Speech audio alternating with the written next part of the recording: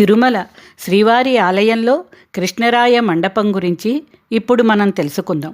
ఈ కృష్ణరాయ మండపంలో తన ఇద్దరు భార్యలైన తిరుమలదేవి, చిన్నాదేవి ప్రతిమలతో పాటు శ్రీకృష్ణదేవరాయల విగ్రహాలు ఉండటం వలన ఈ మండపాన్ని కృష్ణరాయ మండపం అంటారు. ఇదే మండపంలో ఇతర చక్రవర్తుల ప్రతిమలు కూడా ఉండటం వలన ఈ మండపాన్ని ప్రతిమా మండపం అని కూడా పిలుస్తారు. తిరుమల ఆలయ మహాద్వారాన్ని దాటగానే మనం ప్రతిమా మండపంలోనికి ప్రవేశిస్తాం.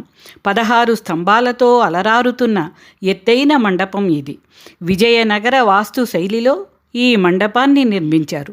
ఆలయంలోకి వెళుతుంటే మహాద్వారానికి కుడిపక్క ఉభయ దేవేరులైన చిన్నాదేవి, తిరుమలదేవి సమేతంగా శ్రీకృష్ణదేవరాయల వారు స్వామివారికి ఎదురుగా ప్రాంజలి ఘటిస్తూ పడమర దిశలో నిలబడి మనకు దర్శనమిస్తారు.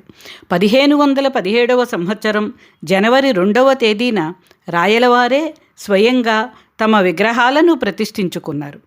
దర్శనానంతరం ఆలయం నుండి బయటకు వచ్చేటప్పుడు మనకు ఎడమ పక్కగా ఈ విగ్రహాలను దగ్గరగా చూడవచ్చు.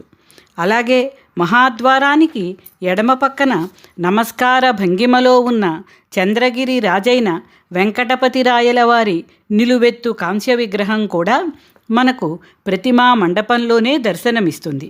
ఈ విగ్రహానికి దక్షిణం వైపున అచ్యుతరాయలు, ఆయన రాణి వరదాజీ అమ్మాణీల నిలువెత్తు నల్లరాతి విగ్రహాలు నమస్కార భంగిమలో ఈ ప్రతిమా మండపంలోనే మనకు కనిపిస్తాయి. ఈ చక్రవర్తులందరూ శ్రీవారికి పరమ భక్తులు.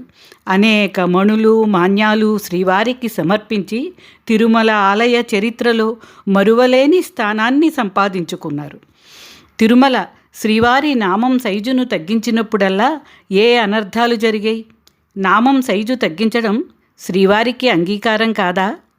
ఈ విశేషాలు తెలుసుకోవాలనే ఆసక్తి కలవారు దిగువ ఇచ్చిన లింకును ఓపెన్ చేసి వీడియో చూడండి.